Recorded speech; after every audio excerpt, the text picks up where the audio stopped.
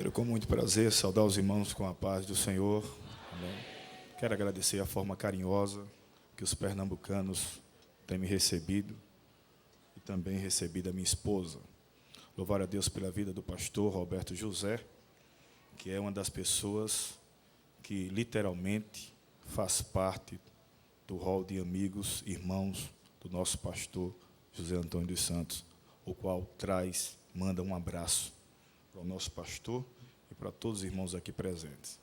Deus me galardoou, me dando o privilégio de conhecer a minha mãe de sangue, minha mãe biológica, depois de 20 anos lá em Maceió.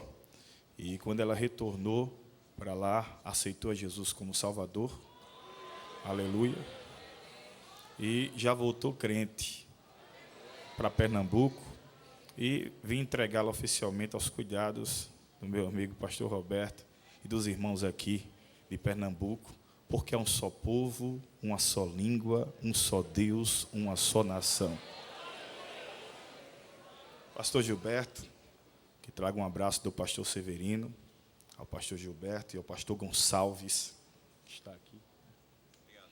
Queria convidá-los, por favor, a nos colocarmos de pé, se for possível, e lermos um texto na Bíblia Sagrada, no livro que Paulo escreve aos crentes de Roma, Romanos, capítulo de número 4, e o versículo de número 20 e 21. Quem encontrou, diga amém. Amém. Nos diz o texto: e não duvidou da promessa de Deus por incredulidade, mas foi fortificado na fé, dando glória a Deus, e estando certíssimo de que o que ele tinha prometido também era poderoso para o fazer. Pelo que isso lhe foi também imputado como justiça. Amém. Obrigado, queridos. Eu queria que você, se possível, olhasse para a pessoa mais bonita que está ao seu lado e diga para ela: a hora da promessa se cumprir é chegada. Poder sentar, queridos. Obrigado. A Bíblia, aleluia.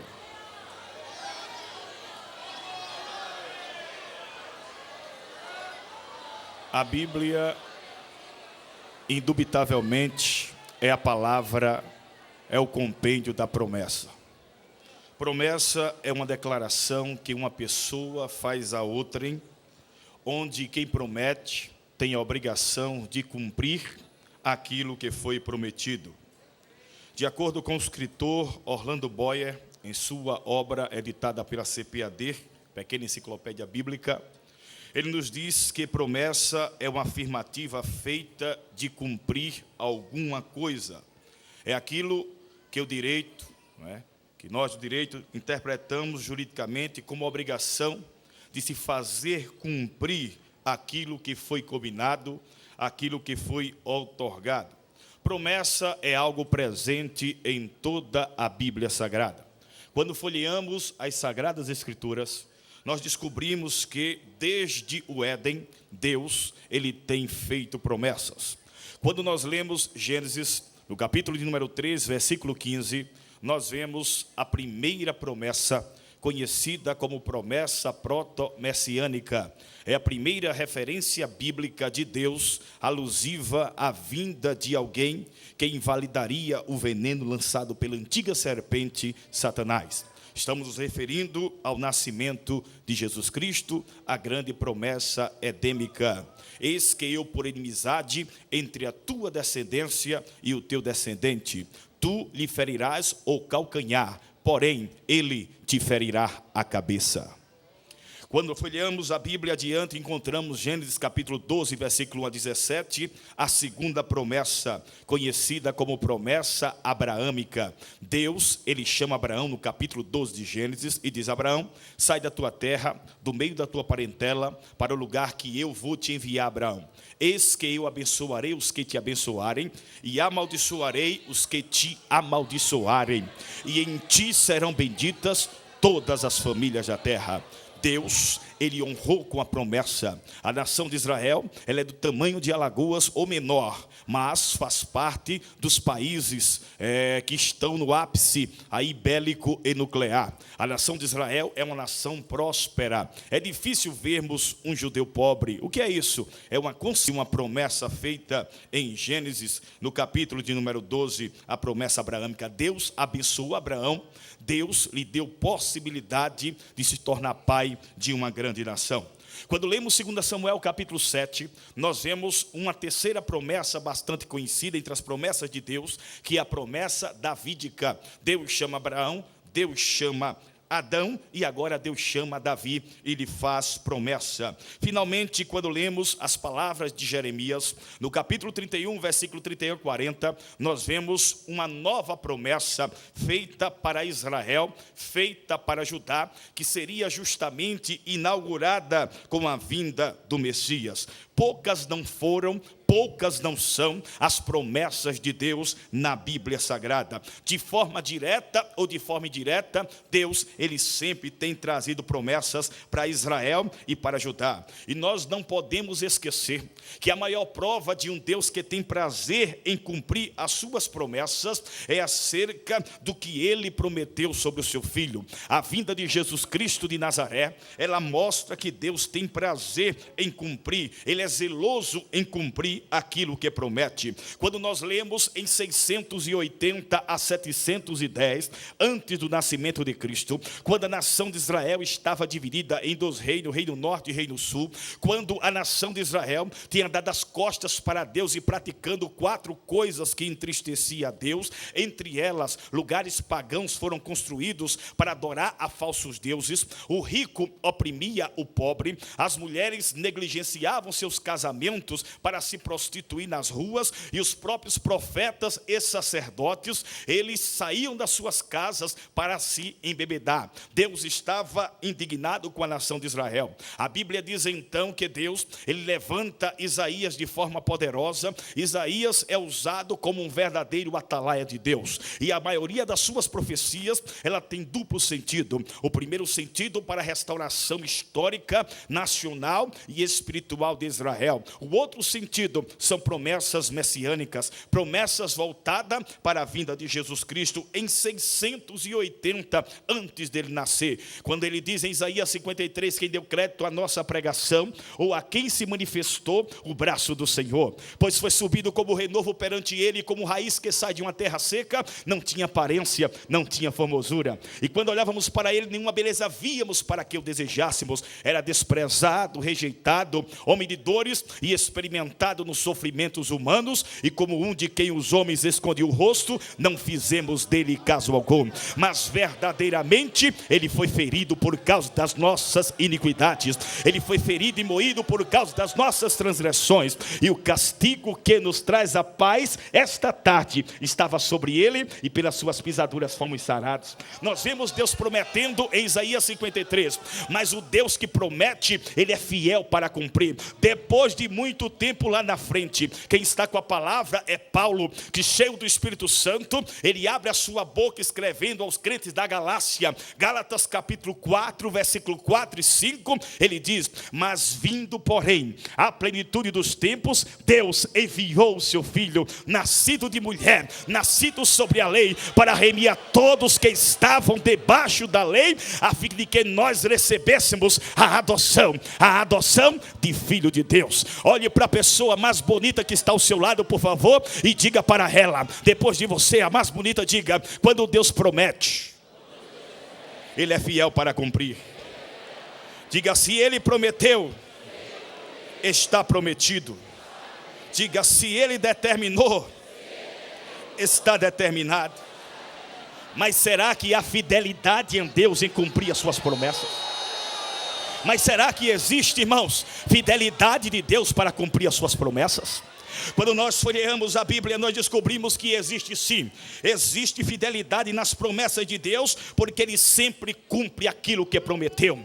Abraão sabia o caráter daquele que tinha lhe prometido e lhe feito promessa. Por que ele faz isso? O próprio Paulo, escrevendo aos Coríntios, no capítulo de número 1, versículo 19 e o versículo 20, ele diz: olha, porque o Filho de Deus, Cristo Jesus, que entre vós foi pregado por nós, isto é, por mim, Paulo, também por Silvano e também por Timóteo, não foi sim e não, mas nele houve somente o sim, porque tantas quantas forem as promessas, nele sempre estará o sim. Segundo, existe fidelidade em um Deus que promete, em um Deus que nos garante que vai cumprir a sua promessa, sim, porque Ele nunca viola, Ele nunca altera a promessa que Ele faz ao servo seu.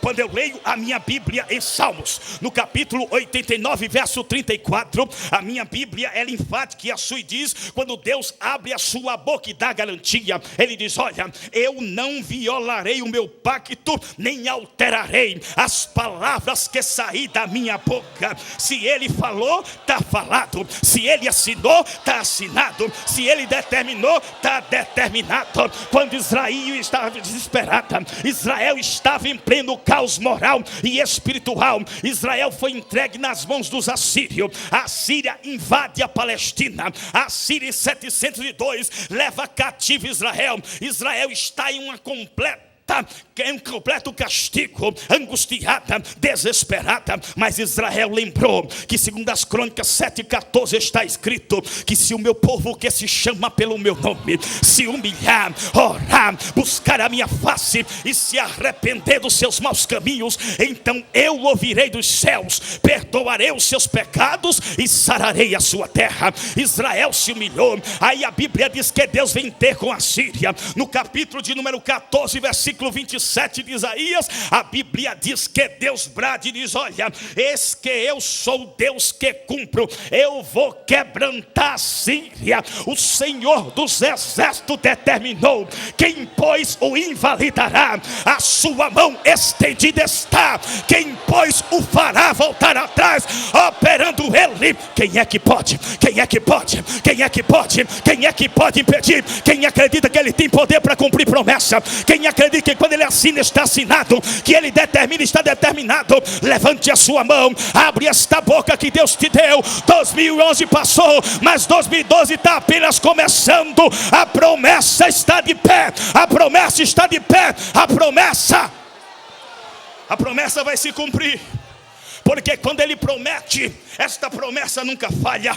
Josué, cheio do Espírito Santo, no capítulo 23, versículo 14, Deus fala para ele e diz: olha, eis que vou hoje pelo caminho de toda a terra, e vós sabeis em vossos corações e em vossas almas que o Deus que vocês servem não tem falhado em uma só palavra. De todas as coisas boas que Ele falou, o vosso Deus cumpriu. Olhe para o irmão que está ao seu lado, já vou encerrar, e diga para ele: existe fidelidade nas promessas de Deus, e ainda que os teus olhos pareçam impossível, no tempo certo, na hora exata, a promessa vai se cumprir.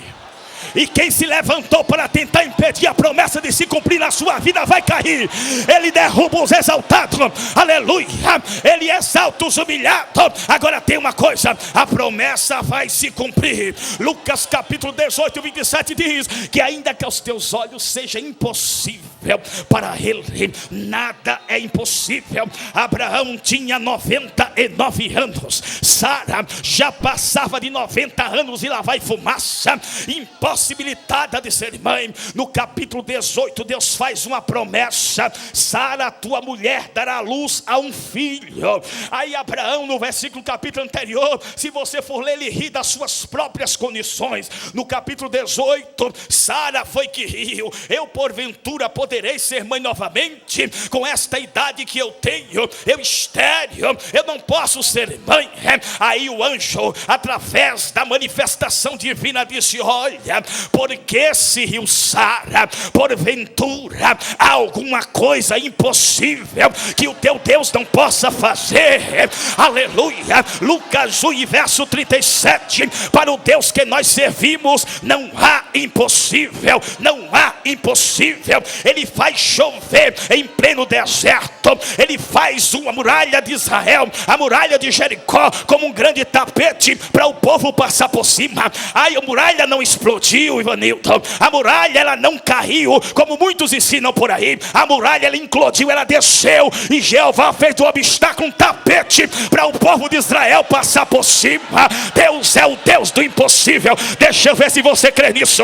Deixa eu ver se você acredita nisso. Quando Deus quer fazer, Ele faz. Eu estava no ano passado na minha sala lá na igreja sede trabalhando, quando alguém chegou para mim, me abordou e disse: olha, a convenção está chegando. Eu disse: é verdade? Aí disse: está sabendo? É o quê? O seu primo, presbítero Daniel Barbosa, vai ser consagrado ao ministério. Eu disse: glória a Deus, porque ele tem chamada de Deus clara e evidente. E alguém disse: e você? Eu disse: eu não sei, nem estou preocupado. Eu quero estar no centro da promessa e da vontade de Deus, porque a promessa nem chega atrasada, nem chega adiantada, ela só se cumpre na hora certa. O tempo passou, quando chegou faltando uma semana para a convenção, todos já tinham entregues a documentação, todos queriam ser consagrados, já tinham entregues a documentação, mas eu não, porque ninguém tinha falado comigo. Mas o meu Deus já estava se preparando para falar e dizer: a promessa está de pé. Quando chegou na sexta-feira, eu fui dormir. Eu não sei se preocupado com essa história ou não, que ficou, quem sabe, perturbando a minha mente, mas não meu coração, porque eu tenho convicção que o Deus que nos chama, Ele é fiel para cumprir aquilo que Ele nos promete. Então eu fui dormir, pastor Roberto. Quando eu estava dormindo, eu sonhei que o pastor José Antônio dos Santos, ele me chamava no púlpito central lá do farol da igreja sede em Alagoas e dizia: nós estamos separando para o santo ministério o presbítero Adriano Oliveira. Naquele sonho eu chorava tanto de alegria. Eu acordei no outro dia, a minha esposa perguntou: e aí, como foi esse sonho? Eu disse: olha, Freud, o pai da psicanálise, ele explica. Portanto, me falarem de chamada, de separação, eu fui dormir com isso. E à noite, segundo Freud, o sonho, ele é o reflexo daquilo que a gente passa durante o dia. Conversa furada de Freud. Quando Deus quer revelar, Ele revela.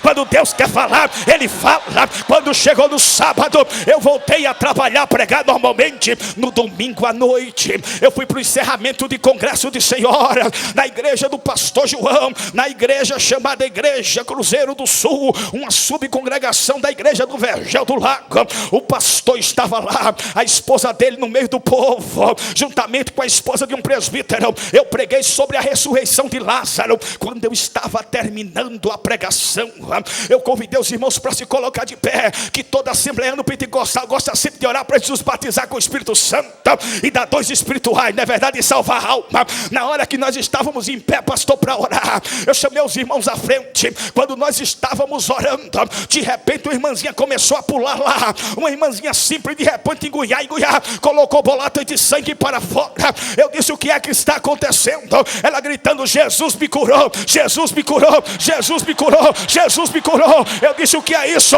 Aí o presbítero chorando diz: é a minha mulher, Jesus acabou de curar ela de câncer, Jesus acabou de curar ela de câncer. Na segunda-feira veio todo o relatório lá, ela foi no médico e realmente foi constatado que ela foi curada. Enquanto ela estava colocando aquela doença para fora, veio um adolescente de 1,65 m, cheio de Deus na vida, marchando com autoridade e poder, subiu no púlpito da igreja. O irmão ia segurar: deixa o rapaz passar. Ele chegou diante de mim, esticou a mão e disse: eu sou o Deus que cumpro promessa, e para mim não há impossível. Ainda esta semana terás uma surpresa ministerial para saberes que eu sou o Deus da tua vida, e quando eu chamo eu cumpro a minha promessa. Aleluia. Quando chega na segunda-feira, eu estava à noite lá na Fafiteal, a Faculdade de Teologia dos Pastores, dando aula. Pastor Isvaldo, o senhor conhece? Nosso vice-presidente me chama e diz: ô presbítero Adriano Oliveira. Pois não, meu pastor. Meu filho me deu um abraço. Apareça 7 horas lá em casa, você e sua esposa, que eu quero falar com você. Quando eu cheguei na casa dele 7 horas da manhã, ele disse, já veio me abraçando, falando línguas estranhas, Givanildo, e disse: ontem nós nos reunimos segunda tarde lá na churrascaria Carro de Boi. Estávamos fazendo a separação, a escolha lá, a consagração dos obreiros. O nome de Daniel foi citado, o pastor presidente citou o nome dele. A mesa catou. Quando iam passar, toda a mesa se juntou. Parecia mais um tsunami do céu, dizendo: rapaz, pastor, vamos nos juntar, vamos separar o presbítero Adriano Oliveira também. Aí tudo aquilo que eu plantei no passado, pastor de cruzado, etc., parece que Deus fez colher. Toda a mesa se levantou apoiando, e o pastor Neco disse: eu acho é bom, eu queria isso também. Aí eu estou aqui para dizer que quando Deus promete, Ele cumpre. Quando Deus promete, Ele cumpre. Não se aperreie, não se espante, não reclame. Eu nunca vi uma rei para frente, toda ré vai para trás. Agora tem uma coisa: experimente clamar, experimente adorar, experimente acreditar que o Deus que você serve, Ele é fiel para cumprir promessa. Quem acredita nisso, levante a mão para o céu e dê glória a Deus. Para encerrar, eu quero dizer que a palavra promessa, ela aparece cerca de 8.810 vezes na Bíblia. O ano possui 365 dias. Se você for dividir a quantidade de número de promessa que existe na Bíblia pela quantidade, aleluia, de dias do ano, dá uma média de 24,33 promessas de Deus a cada dia do seu calendário. Ou seja, o dia tem 24 horas. Cada hora Deus tem uma promessa para você. Olha para a pessoa que está ao seu lado e diz: cada hora Deus tem uma promessa para você. Quando você está triste, quando você está desapontado, quando você está sentindo só, Ele diga: não temas, porque eu sou contigo. Não te assombres, porque eu sou teu Deus. Eu te ajudo, eu te sustento com a destra da minha justiça. Eis que envergonhados e confundidos serão todos aqueles que se levantarem contra ti. Torna-se eu em nada. Quando você está pensando que o milagre não vai acontecer, que a porta não vai se abrir, Ele brada e diz: aquietai-vos e sabeis que eu sou Deus. Aquietai-vos e sabeis que eu sou Deus. Eu pelejarei por vós e vós calareis. Olhe para o irmão que está ao seu lado e diga: não se preocupe. O ano acabou de 2011, mas 2012 a bênção vem maior. A promessa vai vir com teor maior. O que Deus vai fazer é muito maior. Eu quero dizer que em 2012, quem te viu chorando em 2011 vai te ver sorrindo em 2012. Quem te viu por baixo em 2011 vai te ver por cima em 2012. Quem te viu angustiado em 2011 vai ver o seu culto de ações de graça em 2012. Porque a promessa vai, ela vai, ela vai. Quem crê, quem acredita fica em pé. Quem acredita se levante do seu lugar. Quem veio buscar aqui nesta noite uma promessa e uma vitória da parte de Deus, se coloque de pé, feche os seus olhos, entregue a Deus agora. O Deus de Abraão, o Deus de Isaac, o Deus de Jacó, Ele está aqui nesta tarde. Está aqui nesta tarde para abrir porta.